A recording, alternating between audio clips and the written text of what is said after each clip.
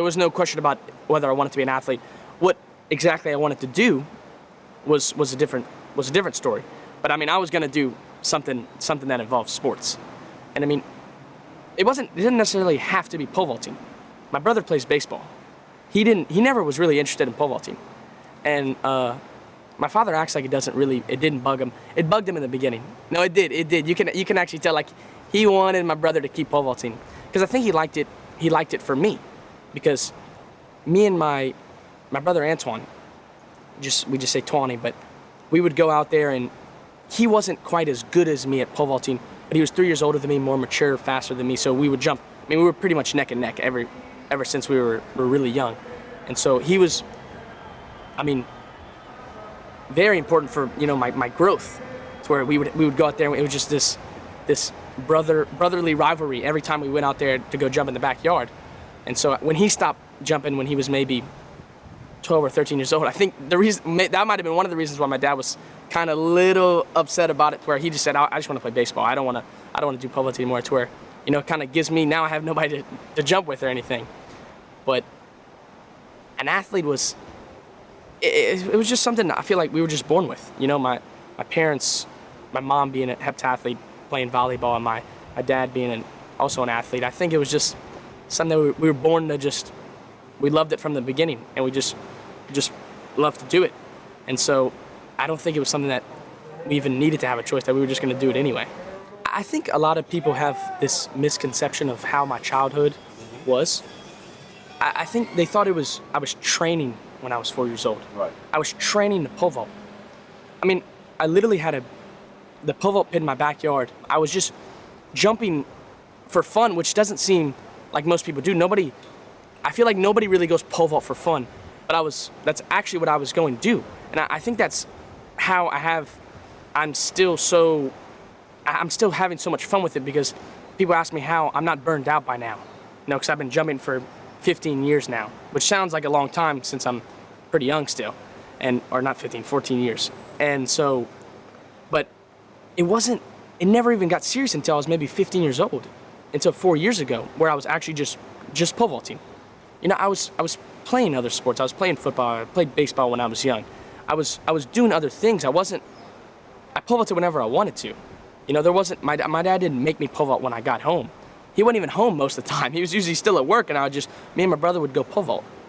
And so I got introduced to it like any football player would get introduced to, you know, kicking the football. I really started to just have fun with it, and I think that's contributed to all of my success I've had now, because I just everything, I don't know, it just brings me back to my childhood. When you say that Renaud was my idol, I mean, it's not only that he was my idol, I mean, he was my favorite athlete. I mean, he was who I looked up to. I mean, if I was a football player, you look up to Ronaldo, you look up to Messi. I mean, it was Renaud. I watched Renaud. I had the poster of Renaud in my room. I still have the poster. It's not still hanging up there, because I think that'd be a little weird. But I still have the poster from him when he first made 6 meters. It was, you know, he signed it for me. But I mean, he was my role model.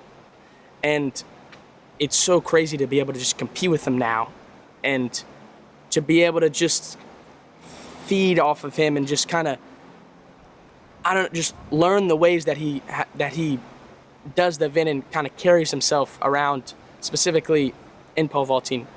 And in Berlin, it was a true story. We were texting that morning, and he told me, he said, he wants me and him to be on the podium. He wants to be first, I want to be first. But we just wanted to see each other on the podium, because I think it's one of those things that he knows I have so much respect for him, and I was so, you know, that he was my idol when I was at a young age, that I think he looks at me maybe as maybe like a little version of him, that I think if there was somebody that he wanted to take the throne from him, that probably it would be me. I don't really know, but I guess it kind of seems that way.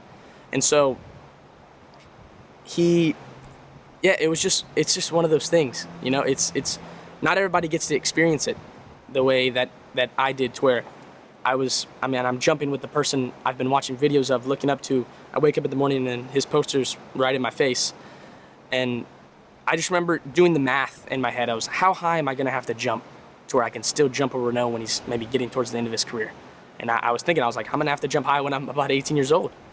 And so, I mean, I just remember thinking that when I got into bed that night, and it was late. I mean, it might have been 2 a.m., but it was after Berlin when I was laying in bed. I was thinking, I was like, this is really it. I mean, this is what I've been dreaming of since I was a little kid. I was like, I wanted to compete against Renault in the championship meet, and I wanted to be able to beat him. You know, not when he's, you know, when it's still a good competition, when I have to make 6 meters to beat him. And I was like, that's it. I was like, this is what I've been dreaming of my entire life. You know, I still have lots of things I still want to accomplish, but that European Championship was just like a little taste of like a lot of what I've been dreaming of when I was a kid. Well, I remember in Berlin, the morning I left the next morning after I jumped. I was like super tired. I have to carry my poles in the airport, which is one of the biggest hassles ever. So I'm just in like not in a bad mood because I still jumped 605. I still have the gold medal in my bag. I'm not that phased, but I'm just like carrying these things around, and like right when I walk in, on my bag it has my name on it. I mean, big letters. So I guess if they were to know me, they would know. And once I walked in, I heard like some people like say like, oh, good, like some people started saying good job, and then I heard some claps, and then as I kept walking in, the claps just started growing, and everybody just starts clapping when I walk into the airport. To where like, and I look, and it wasn't just athletes, it was just people that were in the airport. And so there was just big like round of applause when I walked in, and I'm carrying my poles. I don't really know what to do. I'm just waving, going to drop off my poles at the like the baggage drop off. So that was, you know, it made traveling with the poles a lot easier that day, because, you know, to get some recognition right after that great competition. And I think that was one of my favorite moments.